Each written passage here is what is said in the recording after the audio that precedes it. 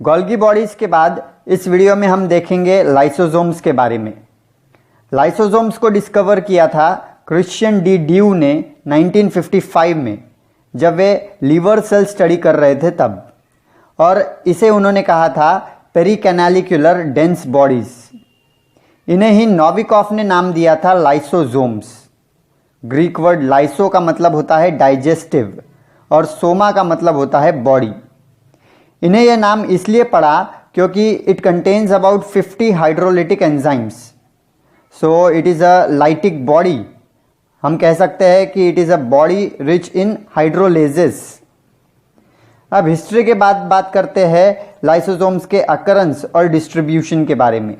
Lysosomes prokaryote में absent रहेंगे। Lysosomes occur in most of the animal cells and a few plant cells. They are absent in mature mammalian RBC। अगर आपने मेरी पिछली video देखी होगी तो उसमें मैंने कहा था कि Golgi apparatus play important role in synthesis of lysosomes, और लाइसोसोम्स में जो एंजाइम्स होते हैं वो रफ एंडोप्लाज्मिक रेटिकुलम में प्रोड्यूस होते हैं और वहाँ से they are transported to the Golgi bodies and finally to the intermediate compartment. Chemical composition की बात करें तो याद रखिए कि lysosomes has a single membrane. Outer covering जो है वो सिंगल लेयर्ड है and is slightly thicker than that of the mitochondria. This membrane is made up of carbohydrate material, specially sialic acid and lysosomal membrane protein which are highly glycosylated. Lysosomes में आपको बहुत से digestive enzymes दिखेंगे, acid hydrolases जिसे हम कहते हैं, जैसे कि लाइपेज जो कि लिपिड्स को डाइजेस्ट करते हैं, प्रोटीएजेस जो कि प्रोटीन्स को डाइजेस्ट करते हैं, न्यूक्लिएजेस जो कि न्यूक्लिक एसिड को डाइजेस्ट करते हैं, उसी तरह ग्लाइकोसिडेजेस, फॉस्फेटेजेस, सल्फेटेजेस एंजाइम्स भी मिलेंगे। याद रखिए कि all lysosomal enzymes are acid hydrolases. They are active at acidic pH, optimally active at pH 5 maintained within the lysosomes। In enzyme की इसी खासियत की वजह से अगर एक्सीडेंटली ये लाइसोसोमल एंजाइम्स लीक भी हो जाते हैं तो लीकेज के बावजूद ये साइटोसोल को कोई हानि नहीं पहुंचा सकते, क्योंकि साइटोसोल का pH तो करीब 7.2 होता है और ये एंजाइम्स एसिडिक pH पे करीब pH 5 पे एक्टिव होते हैं। Moreover, the membranes of the lysosomes normally keep the enzymes latent, मतलब उन एंजाइम को एक्टिव स्टेट में नहीं रखती है।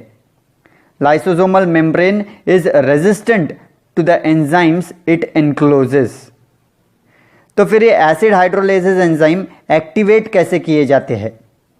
अगर आपने मेरा प्रोटॉन पंप पर का वीडियो देखा होगा तो उसमें मैंने कहा था कि ATP dependent proton pump is present in the membranes of lysosomes, and acidification of lysosomal content depends on this proton pump as it accumulates proton inside the organelle।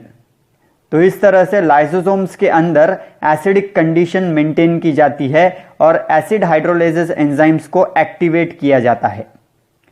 फिर जब भी ये एंजाइम्स किसी मटेरियल को डाइजेस्ट करेंगे तो digested material को export कराने में ट्रांसपोर्ट प्रोटीन्स मदद करते हैं जो इस लाइसोसोमल मेम्ब्रेन में प्रेजेंट होते हैं।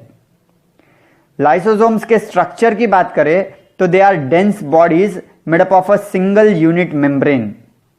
दे आर पॉलीमॉर्फिक इन नेचर, बहुत अलग अलग फॉर्म्स में वे दिखाई देते हैं। They may be round, elliptical और highly irregular in shape. 4 different type के लाइसोसोम्स रिकॉग्नाइज किए गए हैं, जिनमें से पहले वाले को प्राइमरी लाइसोसोम कहा जाता है और बचे हुए 3 को सेकेंडरी लाइसोसोम में ग्रुप किया जाता है। तो पहला है प्राइमरी लाइसोसोम्स। इन्हें ही स्टोरेज ग्रैन्यूल्स या फिर प्रोटोलाइसोसोम्स या फिर वर्जिन लाइसोसोम कहते हैं। Primary lysosomes are newly formed organelles, मतलब कि ये अभी अभी गोल्गी बॉडीज से बने हैं और इनमें डिग्रेडेटिव एंजाइम्स होते हैं which have not participated in any digestive process, इसीलिए इन्हें वर्जिन लाइसोसोम नाम दिया है। याद रखिए, primary lysosome contain one type of enzyme और अनदर, और सिर्फ सेकेंडरी लाइसोसोम्स में ही full complement of acid hydrolases present होते हैं। दूसरा है हेटेरोफैगोसोम, जिसे हेटेरोलाइसोसोम या फिर फैगोलाइसोसोम भी कहते हैं। जब प्राइमरी लाइसोसोम्स फ्यूज होते हैं विद द फैगोसोम्स या फिर cytoplasmic vacuoles containing the extra cellular substances, तो ये बनाते हैं हेटेरोफैगोसोम। तीसरा है ऑटोफैगोसोम। इन्हें ही ऑटोफैगिक वैक्यूल या फिर साइटोलाइसोसोम या फिर ऑटोलाइसोसोम कहते हैं। प्राइमरी लाइसोसोम्स जब ऑटोफैजिक बन जाते हैं, they start engulfing and digesting the cell organelles, और इन्हें ही ऑटोफैगोसोम्स कहते हैं। चौथा है रेसिड्यूअल बॉडीज, जिसे टेलोलाइसोसोम या फिर डेंस बॉडीज कहते हैं। रेसिड्यूअल बॉडीज तब बनती है जब फूड वैक्यूल्स में डाइजेशन इनकम्प्लीट रह जाता हो सकता है कि ये इनकम्प्लीट डाइजेशन किसी डाइजेस्टिव एंजाइम की कमी की वजह से हो। सो सेकेंडरी लाइसोसोम्स और ऑटोफैजिक vacuoles containing undigested matter are called residual bodies. These residual bodies are eliminated by defecation or exocytosis. तो लाइसोसोम्स के टाइप्स के बाद लाइसोसोम्स के फंक्शंस जानते हैं। पहला इंपॉर्टेंट फंक्शन जो लाइसोसोम परफॉर्म करते हैं वो है digestion of intracellular substances. During starvation lysosomes digest stored food material जैसे कि कार्बोहाइड्रेट्स, प्रोटीन्स, फैट्स। उसी तरह एडवर्स कंडीशंस आने पर लाइसोसोम्स दूसरे सेल ऑर्गेनल्स को डाइजेस्ट करना शुरू कर देते हैं, उसे ऑटोफैगी कहते हैं। और जब डेड सेल्स को रिमूव करना होता है तो लाइसोसोमल मेम्ब्रेन ब्रेक हो जाती है और लाइसोसोम्स में के हाइड्रोलिटिक एंजाइम्स रिलीज कर दिए जाते हैं। ये एंजाइम्स फिर उस डेड सेल को ही डाइजेस्ट कर लेते हैं।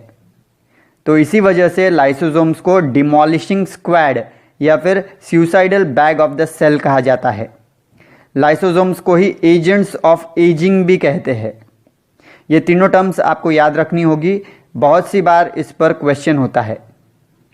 अब इंट्रासेल्यूलर सब्सटेंस के डाइजेशन के अलावा लाइसोसोम्स एक्स्ट्रा सेल्यूलर सब्सटेंसेस को भी डाइजेस्ट करती है।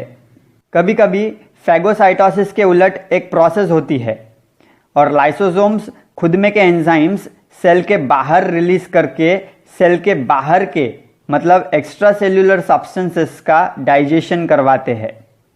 उदाहरण के लिए स्पर्म सेल्स रिलीज करते हैं एंजाइम हाई एल्यूरोनिडेज, जो कि एग सेल या फिर ओवम के प्रोटेक्टिव कोट को डिसॉल्व कर देते हैं, और अब ये स्पर्म इजीली एग सेल को पेनिट्रेट कर सकता है एंड दिस इंश्योर्स फर्टिलाइजेशन। दूसरा एग्जाम्पल है बोन फॉर्मेशन के वक्त मतलब ऑसिफिकेशन के वक्त फाइब्रोब्लास्ट रिलीज करते हैं कैथेप्सिन डी एंजाइम, जो कि कनेक्टिव टिश्यूज को ब्रेक करते हैं।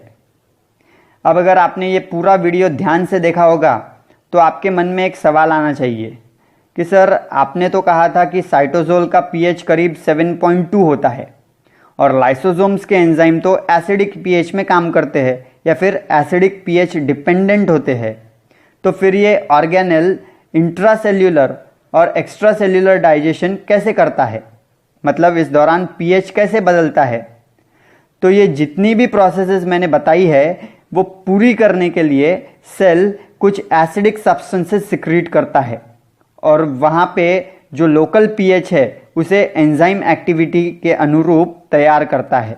उदाहरण के तौर पे acid hydrolases are released from the osteoclasts and they break down bone for the reabsorption. तो इस दौरान वो सेल्स लैक्टिक एसिड भी सिक्रीट करते हैं जो कि वहाँ के पीएच को ऑप्टिमम कर देता है for the enzyme activity. Lysosome की इन्हीं एक्टिविटी की वजह से वो आपको इम्यून सिस्टम में भी एक इम्पॉर्टेंट रोल प्ले करता हुआ दिखाई देगा। आप पर जब किसी बैक्टीरिया या वायरस का अटैक होता है, मतलब जब वो आपके सेल में एंटर करते हैं, तो WBC के लाइसोसोम्स अपने एंजाइम की मदद से उनको डिस्ट्रॉय कर देते हैं। So this is all about lysosomes. Extra point वाले कॉलम में आप चाहे तो लिख सकते हो कि लाइसोसोम्स के मैल फंक्शनिंग की वजह से हमारे शरीर में बहुत सी बार पैथोलॉजिकल डिसऑर्डर्स पैदा हो सकते हैं जो कि हमारी लाइफ को भी अफेक्ट कर सकते हैं, और इसकी वजह से बहुत से इनबॉर्न डिसीजेस भी होते हैं जैसे कि पॉम्स डिसीज, टे सैक डिसीज एट्सेट्रा। तो लाइसोसोम्स का वीडियो यहाँ ख़त्म होता है। हम मिलेंगे अगली वीडियो में जहाँ पे हम वैक्यूल स्टडी करेंगे।